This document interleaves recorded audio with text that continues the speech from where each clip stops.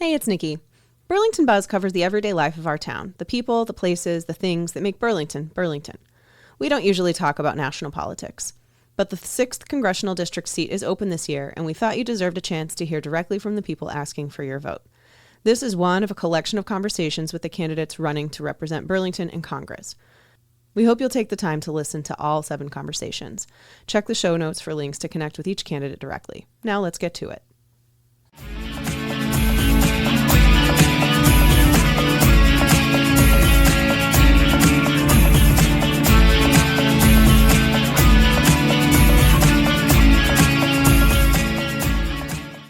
Hello. Welcome back to Burlington Buzz on the mic. This is Nikki, and I have here with me Mariah Lancaster. Mariah is one of 6 candidates for the 6th Congressional District Democratic primary here in Massachusetts. Welcome, Mariah. Thank you so much. It's good to be here. Thanks for having me. So nice to have you. Why don't we just get started orienting listeners to who you are? Give us a quick introduction. Tell us who you are, why you're running. Yeah, absolutely. So hi, everybody. I'm Mariah Lancaster here. I am a veterinarian by training, but I've also spent the last 5 years working in federal government. As a veterinarian, I was working in small animal emergency medicine all throughout the Commonwealth, but mainly in the greater Boston area. And in 2021, I transitioned from doing clinical medicine and volunteering and policy on the side to being full-time in federal service. So I got a postdoctoral fellowship at the State Department. I spent 2 years there as a program officer and worked in combating environmental crime around the globe. Okay. It was really cool. Yeah. I managed about $20 million a year in federal aid and managed programs in South America, Africa, Southeast Asia, really all over the world on counter wildlife trafficking, timber trafficking, illicit mining, and illegal fishing. Those are the big 4. But of course, it overlaps with every other type of serious crime. So the same people that are trafficking in natural resources are trafficking in arms, drugs, people.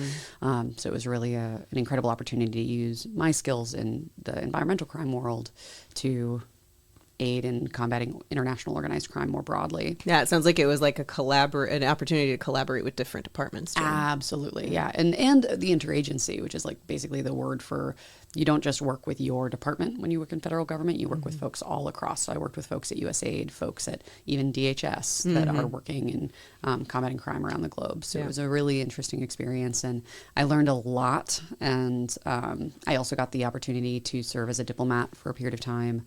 Obviously, pretty much everybody that works at the State Department is working in foreign affairs to some degree or another, but I got the chance to work in a diplomatic office and backbench, which basically means you're advising the people that are on the ground for the treaty negotiations. Okay. So I got the opportunity to basically be the person on the other side of the phone with the people that are on the floor. Yeah, okay. Oh, okay, so Iran doesn't like that language. Let's figure out a different language that we can suggest and, do different things like that. So it was really, really cool. I got to do that for 2 years. And then I went and I worked in the U.S. House of Representatives as a science policy advisor to Democratic congresswomen in the House. Okay. All right. That is a lot of things. A lot of things. So yeah, that's my quick bio. Yeah.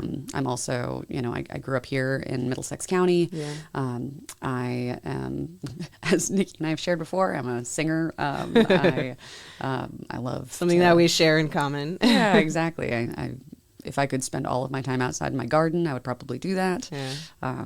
There's we all contain multitudes, right? Yeah, definitely.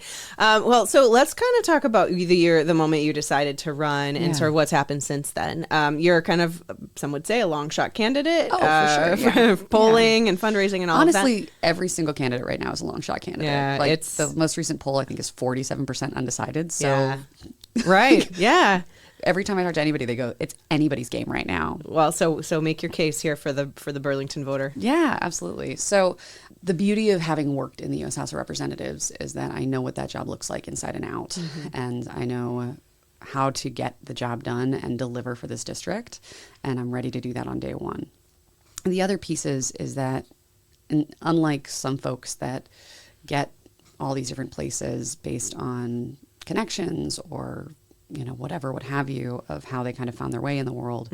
I am somebody that grew up here and really kind of fought tooth and nail to get the experience and the opportunities that I've had. I was diagnosed with multiple disabilities as a kid. I went to UMass Amherst for undergrad, Tufts for veterinary school, and spent the pandemic as an essential employee, right? Working as a veterinarian, keeping those emergency hospitals open day in, day out, you know, doing curbside service. And, you know, it is an incredibly important thing to have representation that knows what lived experience is like on the ground. And part of, even during my time living and working in DC, I was still working nights and weekends in the local emergency hospital. And volunteering at the local wildlife hospital. And when I talk about why that matters, it is because when you start working in government, you immediately start managing millions, if not billions, or even trillions of dollars, which are numbers that, like, literally studies show are unfathomable to the average person, right? Yeah, it's monopoly money. It's monopoly money, exactly. Like, it immediately becomes something that you get really acclimated to. Is these are these enormous numbers, and they start to feel normal. And then you go and you work in the hospital, and you're showing a family an estimate for surgery for their cat or their dog, and it's, you know, $3,000, $5,000, $6,000. Yeah. We can also talk about why none of that should be as expensive as it is today. But it was a really great way to ground every single day and remind myself what $500 means to somebody and what $10,000 means to a family that, you know, loves that family member and just simply can't make that happen in their budget. And so then going back and working in the U.S. House or working, you know, in the State Department and dealing with millions, billions, trillions of dollars, you see how much that money is of direct importance to people and the difference it can make in lives. And the fact that those are all taxpayer dollars. Right? Right. And so every dollar you have to be really responsible about using. And so I talk a little bit sometimes on the trail, honestly, less than I should, about how Democrats as a party really ceded the ground in a lot of ways in terms of messaging on, like, financial responsibility to the Republican Party. Like, I grew up, you know, in the 90s here in Middlesex County with it being like, oh, the GOP is a party of, you know, financial conservatism. And it's like, well, actually, no, we can actually be the party of fiscal responsibility, where we're watching this Republican-controlled House, Senate, and White House just spend billions of dollars in illegal war overseas. And that's our money.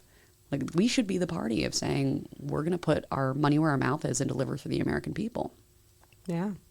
Well, since you started talking about money, I mean, literally, pretty much everything that people are talking about comes back to money in the economy. Yeah. Let's actually start with the realities from Washington, D.C. to on the ground here in Burlington or in, you know, whatever other Middlesex County town we're talking about here. Middlesex, Essex, everywhere in the 6th. Everywhere in the 6th district. So what a lot of people have expressed, and what I personally have felt, is that, you know, the conversations that are happening at a global level, and I guess I shouldn't say global, at a macro level, aren't really matching necessarily what we're talking about here in our homes and in our communities.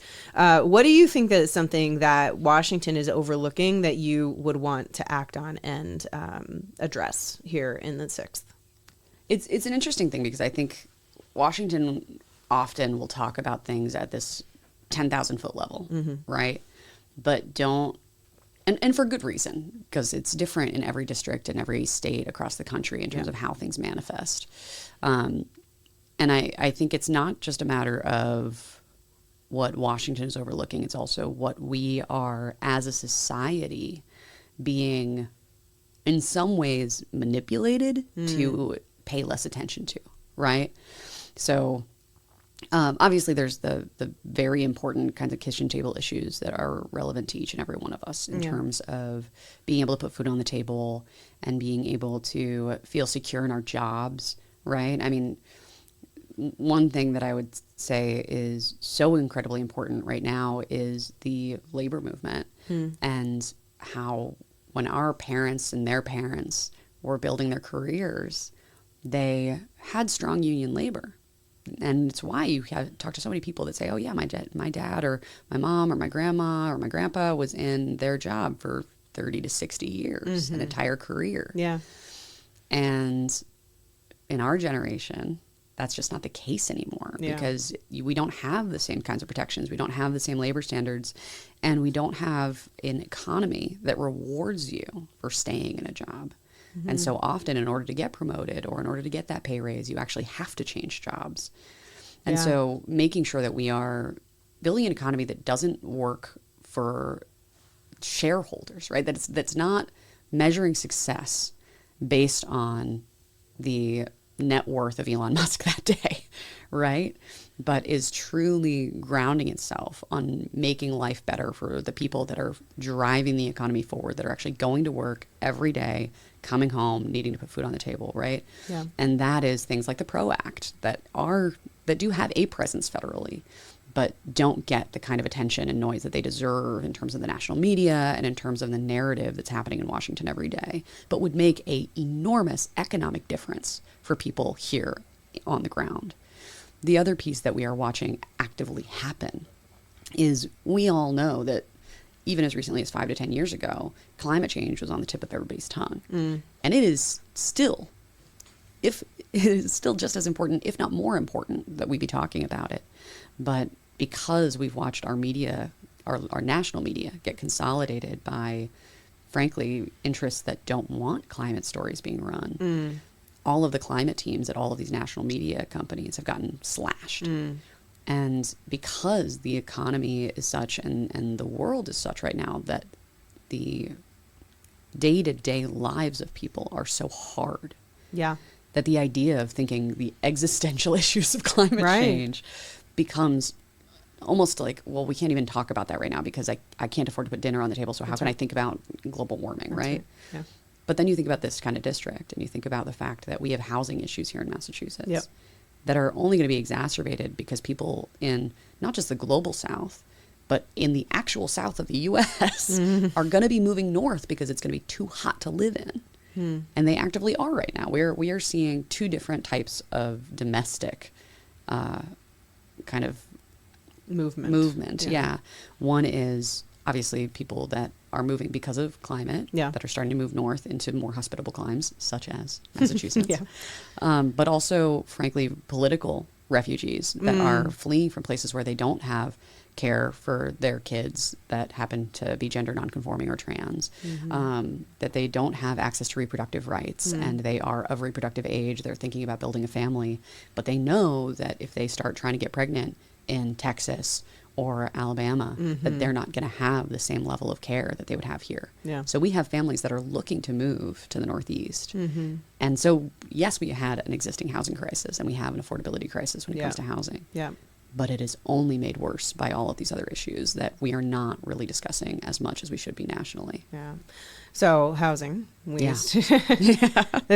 mentioned all of the questions on my list pretty much. So we're just going to start with housing since it's the most recent. Sorry, I'm jumping the gun. No, I mean, I think, like I said, it's involved in everything, right? Money and economy and affordability is really like the thing that I think people are most concerned about right now. Of course. So housing is a difficult conversation around here. The life cycle of housing is pretty much broken. We're bottlenecked. We have people, graduating from college, not being able to move back into the communities where they grew up. We have people who are seniors and ready to downsize who can't because they can't afford it. So they're staying in those single family homes. So it creates that, I don't have to tell you, it creates that bottleneck where we're not moving people through the housing life cycle.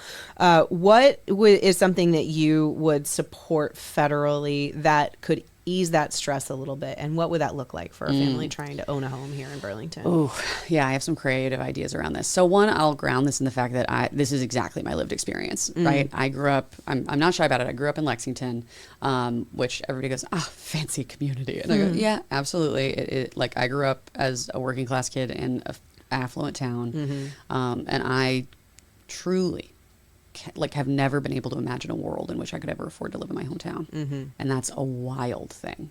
But it's the millennial story for sure. Right. And so I live in Salem now. I love Salem. My fiance and I are super happy there. But within all of that, we see how every community throughout this area, and Burlington especially, even though I have seen through my lifetime Burlington have development, I've seen, apartment buildings go up. I've seen the development that is happening here, right? We didn't used to have a Wegmans. We've got a Wegmans now. Yay. Right. We didn't used to have almost any multifamily. And now there's the Tremont and, other places. Absolutely. Yeah. And so there is progress being made. I'm never somebody that's going to say that there isn't progress being made. It's just that it's not always, one, at the speed that we need it to be made. Yeah. But also, two, you're exactly right that we're not unlocking the existing housing. And so when I think about what we need, like, why is it that people aren't able to sell their homes and shift into senior housing? Or why is it that families can't upgrade from the space that they're living into a home that actually accommodates them and their growing family? Mm-hmm. And so much of what's happening is it's not just that people want to age in place or all these other pieces that we might say are important to people's autonomy and ability to be in the home that they want to be in. Mm-hmm. But it's also that even when they do want to move, if they have a mortgage rate of 3% and the current mortgage lending rates are 7%, right? They're like, well, I can't. Yeah, you'll double your mortgage. You'll double your mortgage. Like, it doesn't make any fiscal sense, even if you're downsizing, right? Yeah. So what I would like to see is the federal government putting pressure on banks to make mortgage rates more transferable so that we can have systems that make it so that, let's say we've got an empty nesting couple that's ready to downsize, but their 5-bedroom home is at 3% or it's paid off, and but they have this low mortgage rate, and to borrow today, it's just unfathomable. Right. But not to mention that when they bought their 5-bedroom home, it cost something, and now the 2-bedroom home costs the same thing. Yes. So there's that part too. Yeah, the inflation costs of housing for sure. Yeah. But I do think if that's the case, right? If now a 2-bedroom home is going to cost, let's say they bought it $250,000 and now that's what. Did you forget that you're not in the Midwest right now? Oh God, no, it's so true. Yeah, why is that even an example? Let's say 500. So let's say they bought their house at $500,000 in the year 2000, right? Mm-hmm.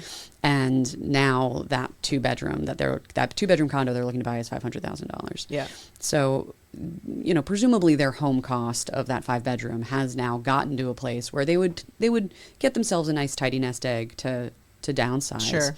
But in order to incentivize that, you do need to make it so that they can actually afford to rent at that price. And the place that you could do that is through government subsidization. Okay. And I don't mean, well, we pay the banks that difference in the interest, right? I do not want to say, oh yeah, let's just line the pockets of the banks.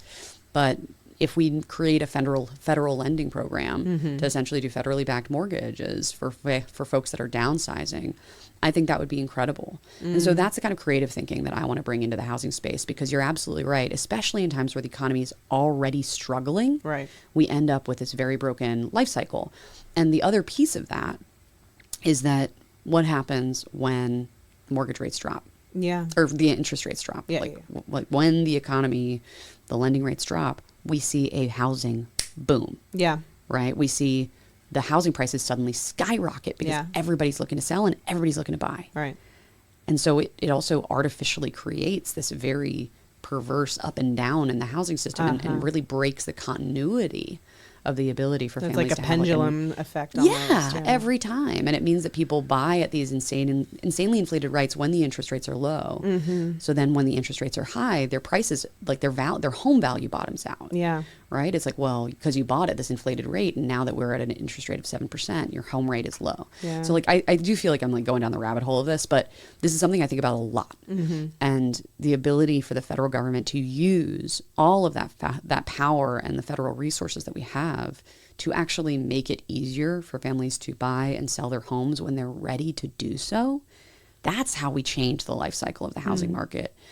And then the other piece is making sure that as we develop, because we are going to be developing, there is need for development, that we're not saying, oh, we're just going to keep building the same type of housing that communities have always had, right? Yeah. We're not going to keep carving out like 1/2 acre to 3 acre plots and putting a big McMansion on it. Yeah. That's not what people need. What people need is multi-purpose, multifamily zoning that really allows for the kind of walkable communities that folks actually want, that is modernized for today's society. Right. One other thing that, we couldn't not talk about today is the idea of inflation. The fact, you already mentioned it with housing, but everything is more expensive today than it was a couple of years ago. Cars are more expensive. Groceries are more expensive. Gas, childcare, everything is going up. Yes. I print my magazine once a quarter, and the paper prices just went up. And then the postage prices went up. So now I'm in for it even more for that quarterly printing. Yeah. We get it coming and going. We really do. What do you think is the federal part of that story, and what is just not Congress's job or to fix or purview? I actually think a lot of this is within Congress's purview, because the fundamental drivers of what we're seeing today are not actual economic resource limitations. And inflation is not a abstract, we talk about it a lot, it's this abstract, almost invisible hand. And it's economic drivers that are being decided by the people that are buying and selling commodities, right? And when they want the prices to go up, the prices go up. So we know that when, for example, during the last presidential election, egg prices were high. Yes, there was an avian influenza outbreak that was contributing to that. But also we know that there was likely price fixing going on behind the scenes. And so when you have conglomerates, monopolies, major companies that own such a large market share that they are actually able to put their thumb on the scale and leverage prices against the American people, that is the role of Congress, is to step in and say, absolutely not, right? Yeah. We have antitrust laws for a reason.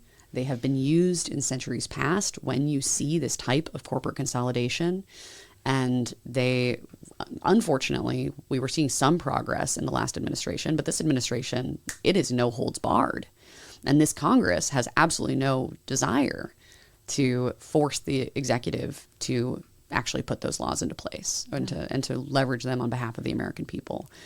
So the inflation that we're seeing, yes, it was influenced by the pandemic, but we were all told, okay, once the pandemic's gone, those prices will come back down. Right. They have not. Nope.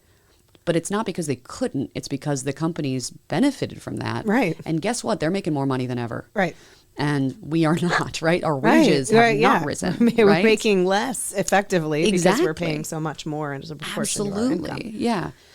And so for me, it's a matter of how does Congress, and this isn't just a how, this is Congress must pass laws that further codify antitrust, breaking up the monopolies, the private equity companies that are raising prices for all of us, and also place pressure on the executive to actually enforce existing law. Because there's a lot that this executive could be doing to actually make life more affordable for American people, but he's not. Yeah.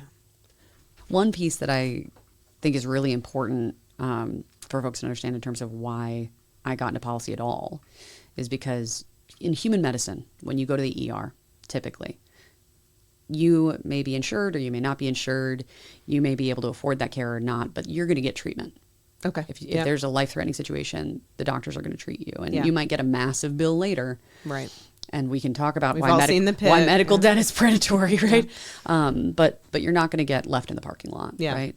In veterinary medicine, the structure that exists economically is one where it's payment at time of service. And so for families that show up with their pet, that beloved family member in distress, if they can't afford to pay that at time of service, they do not get care. And it is the frontline workers, it's the doctors, the technicians, the receptionists that catch the flack for that. But more and more, emergency medicine and veterinary medicine is not owned by the doctors. Right. When I graduated school about 10 years ago, it was about 50-50 how much emergency hospitals were owned by doctors or at least owned by somebody that worked within the hospital versus owned by a corporate entity or private equity. Okay. Less than 10 years later, it's over 75% owned by corporate interests or private equity. And while inflation has gone up about 30% across society in that period of time, it's been about 60% in veterinary medicine. Wow. Double the rate of national I have inflation. noticed that when I take my dogs to the vet. Of course. You cannot get out the door for less than $250 at this point. And so as the doctor working in those hospitals, I saw firsthand the patients that I couldn't help, that I wasn't allowed to help, or I would get in trouble. Right. And so I started working in policy because I was right there watching how families couldn't access care. And that was before the pandemic. That was before the inflation that we're seeing now. Yeah. It was amidst the pandemic as well. But what happened, especially during the pandemic, was all of these companies, especially private equity, went, ooh, essential services. Oh, things that people will need to spend money on no matter what. No matter what. And so they started investing in veterinary medicine. They started investing in childcare. They started investing in elder care. They started investing in all of these places that they realized through the pandemic were things that the average human being needs to survive. Right. And they started raising the prices. Huh. And so we have seen enormous inflation in the absolute uncompromisables of life, the things that we will all need to depend on at some point or another. And we're over a barrel. Yeah. And so it is going to take dramatic action from at every level, right? Local, state, federal government in cooperation with one another to actually make life more affordable for people again. And it's going to take breaking up these monopolies and these private equity companies that are unabashedly making life less affordable for all of us. One other thing that folks are concerned about, and it's putting additional economic pressure, is AI. And not to mention the environmental impacts that is discussed a lot, but also just the potential for replacement of a lot of the jobs that people rely on. Yeah. And people are really not certain what's going to happen to their job in the next year, 10 years, 5 years, 2 years. Yeah. Pick a number. Yeah. What policies would you support to help people adapt to this changing landscape of, job opportunity and availability amidst the AI revolution? Yeah. I want to challenge the premise a little bit. I don't think AI is as revolutionary as people say it is, to be honest. I think it's obviously an emerging technology, and it's being broadly adopted by companies across the country, and in many ways, I think, forced down our throats. I'm a firm believer in consumer choice. This is part of why having strong antitrust policies is so important to me. Is because we all know that the bigger companies get, the more we all have to buy from the proverbial company store. Well, right, and like you log onto a website these days, and it's like, here's our AI assistant. Exactly. I never asked for that. Yeah, right. Even the services that I pay for. Completely. Yeah. Customer service. Oh, it's an AI chatbot now. Yeah. Oh, I open my Gmail. It's like, well, we've now integrated new AI tools. I don't want that. Ask you to do that. No, I never asked for it. I don't want it. And if there was a button that said, do not do this, I would click it. Yeah, same. So I think that's a big piece of the role of government too, is, just like we're seeing folks try to adopt like the click to quit, like a click to unsubscribe piece of, as much as it's easy to click into something, you got to be able to click to get out of it. Yeah. I feel the same way about AI. We need to be able to opt in and opt out. And it's really tough when you also see folks in their jobs being told, use this AI tool or lose your job. It's like, well, that wasn't in my contract when I signed. Right. Right. Well, right. And then like, oh, you've automated this thing. Great. See you later. Yeah. Or even like a graphic designers. Yes. For example, like businesses that had graphic departments, now they can just do everything using AI, and they don't care that it looks fake because nobody else cares that it looks fake. Right. It's bright and shiny. Who cares? Absolutely. And that is like... And if it saves them $10, they're going to do it. Right. And I was talking to somebody the other day up in Tewksbury, and we were talking about how he now, instead of doing the coding at his job, he's now managing all of these AI structures that are doing the coding, and he basically just gets to supervise them. And I was like, oh, okay. Are you getting paid as a supervisor? Right. Oh, no, you're getting the same pay that you were getting to do the coding in the first place. Like, congratulations, you've been promoted to manager with no pay raise. Right. Like, oh, you're still working 5 days a week instead of 4 days a week, but you're 5 times as productive. How are you benefiting from that? Right. It's just the businesses. Yeah.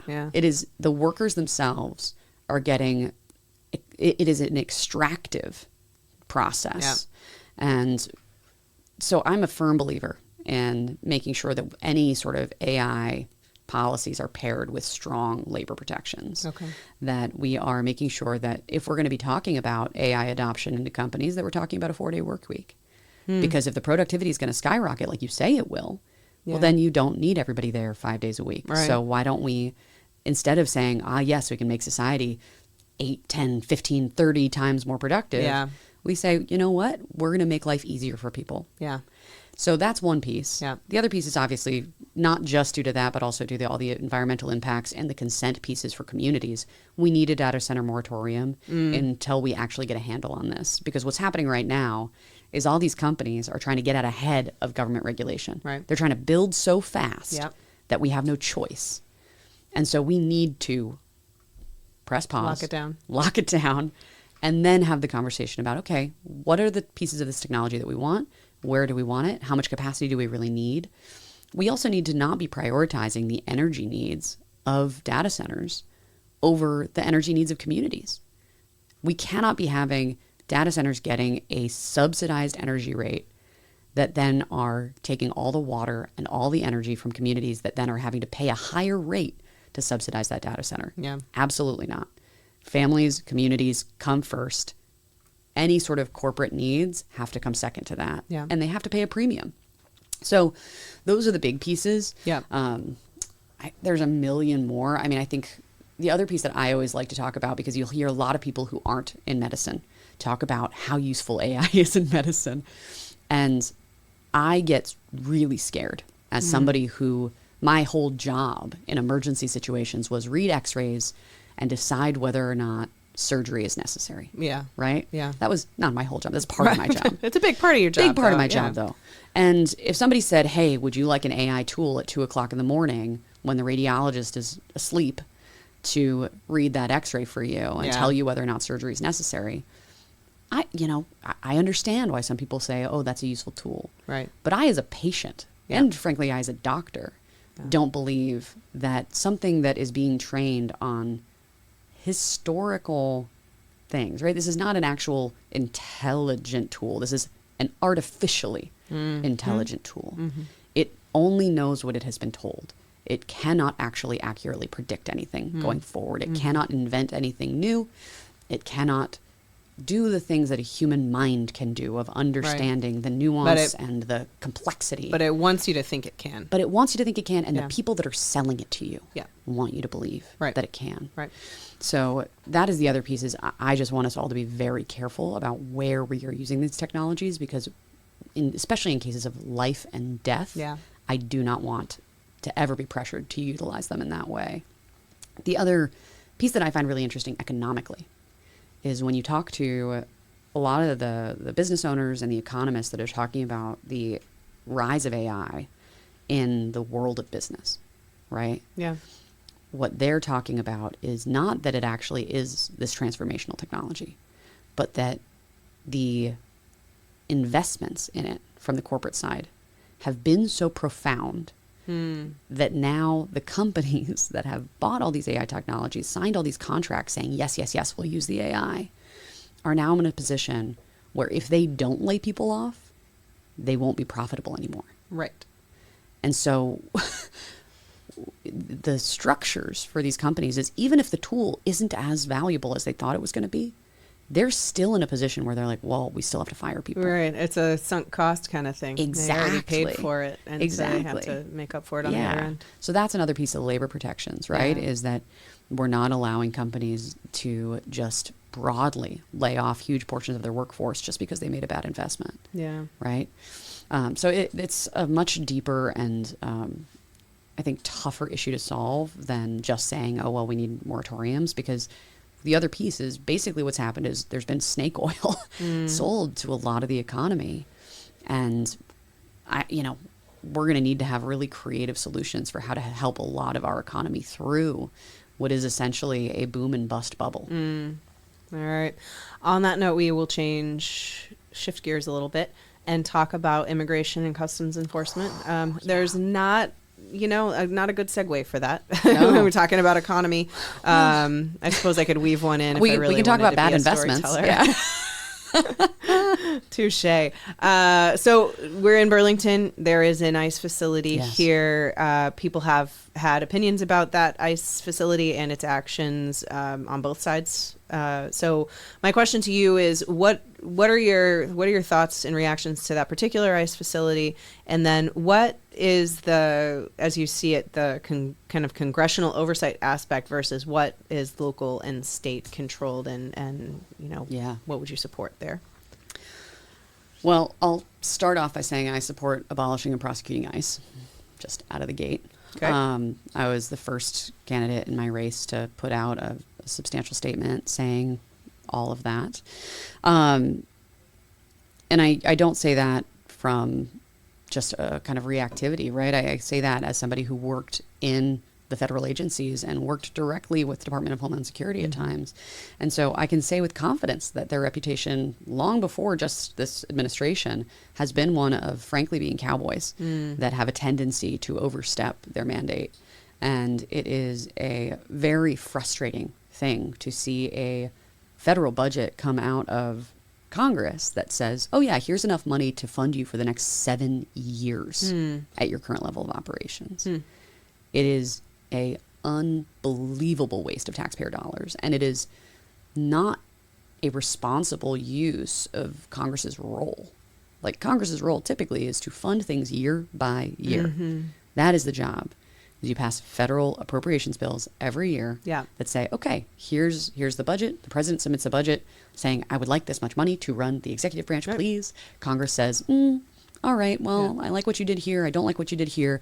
We've made these decisions. Here's the money, and it's supposed to go to these places. Yeah. It sounds a lot like town meeting here in Burlington. Absolutely. Yeah, exactly. The administrator comes to the meeting and says, hey, this is what these things are going to cost. The meeting says, I don't like how much you appropriated or how much you requested for, garbage, but we think that you underestimated how much the dog catcher needs, right? So we're going to adjust these, and we're going to give you the amount of money that we think is appropriate. Yeah. And then it's the town administrator's job to go and execute that. Yep. And that relationship right now on a federal level is deeply broken. So we can kind of start there. But let's bring things back more local, right? So the ICE facility that is here in Burlington, we know that Burlington town government does not like or want. And they have been getting stymied and denied access and essentially blocked every step of the way of being able to operate autonomy as a town over what kind of facilities are here, right? We know that they are operating in a way that is actually not what they are zoned for. Right. So the way that they enforce that in theory is to be able to prove that, but that's why they're being denied entry. Right. So part of the job of the federal counterpart is to go in and help the town document that so that the town can then enforce their policies and zone and laws and regulations on the facility that's located here in Burlington. In town. It is a municipal facility, a federal facility on municipal land owned by a private landlord. Exactly. Exactly. And so the way that you do that is through cooperation at the federal, state, and local level, right? That is how you solve this problem. And unfortunately, what I believe the last representative to go in and actually see it was Jim McGovern in April, who is from two districts over, right? So where is the representative who is actually supposed to be touring this facility and helping Burlington document what we know are crimes being perpetrated by the federal agency that are in violation of town policy and regulation, right?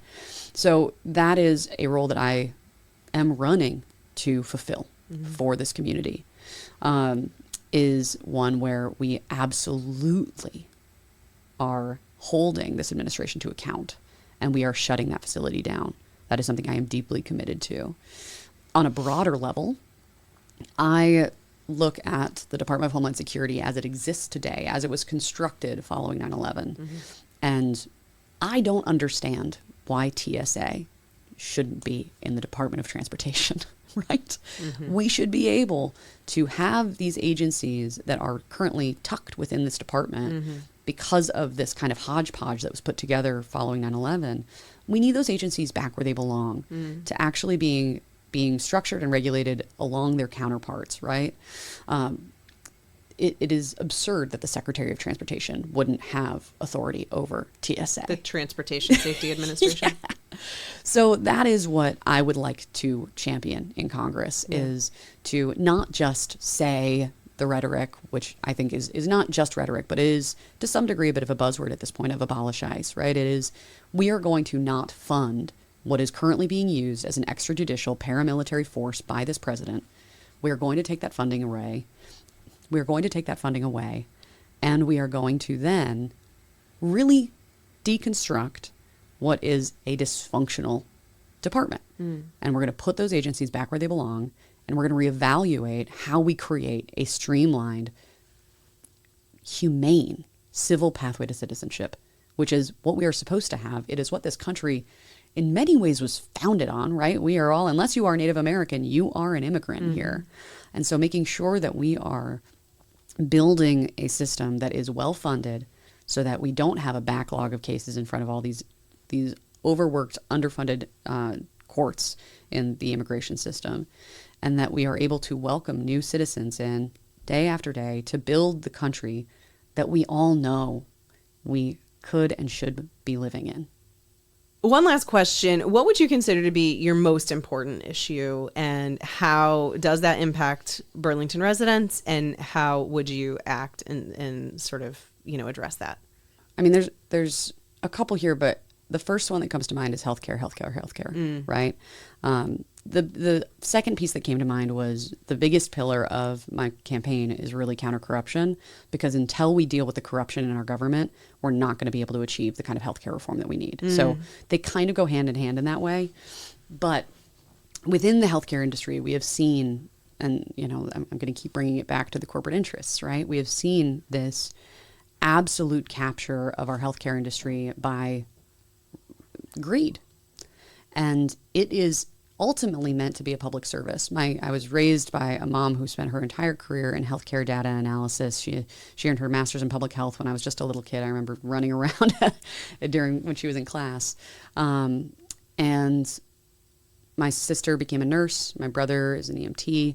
And I obviously chose the fuzzier pathway of medicine. But within all of that, we have seen, every single one of us at various times in our lives, how the healthcare system is failing us, whether that's by trying to go get a doctor's appointment and you can't get one for over a year with your primary care doctor, whether that's needing to ride an ambulance and understanding that it's going to cost you thousands of dollars, and you might be fully insured. Yeah. No, you're still going to get a bill. And you're still going to get a bill. Yep. And for the record, that's something Congress can change. That's actually something that I, on day one, would be looking to change, because in 2022, I believe it was, Congress passed a bill called the No Surprises Act, which made it so that what we would call balance billing, which is basically like, okay, your insurance decided they're going to pay $10 of this, and you're going to get billed for the rest, right? If you get airlifted in an ambulance, right? If you're in the woods and a chopper flies in to fly you out, you can't get balance billed that $15,000 anymore. Oh. That is a federal law that made it so that is not a thing anymore. Wow. But they left out grand ambulances. So, for example, in 2023, I think it was 2023, I had a slip and fall and ended up in an ambulance going to a hospital for a head wound. No. Best doctor advice: if you get a head wound, go to the hospital. And I got a $2,000 bill in the mail after that, fully insured. Working in Congress with the insurance that federal I had. Healthcare. Federal health care. I got a $2,000 bill because the ambulance was, quote unquote, out of network. Which, by the way, you don't get a choice in which ambulance comes and picks you up. That's correct. For the record. Right. But also I did more digging. There was not a single in-network ambulance service. Right. At all. Right. So there was no option for that. Right. It was just, you rode an ambulances ambulance. In general are not in network. It's $2,000. Yeah, exactly.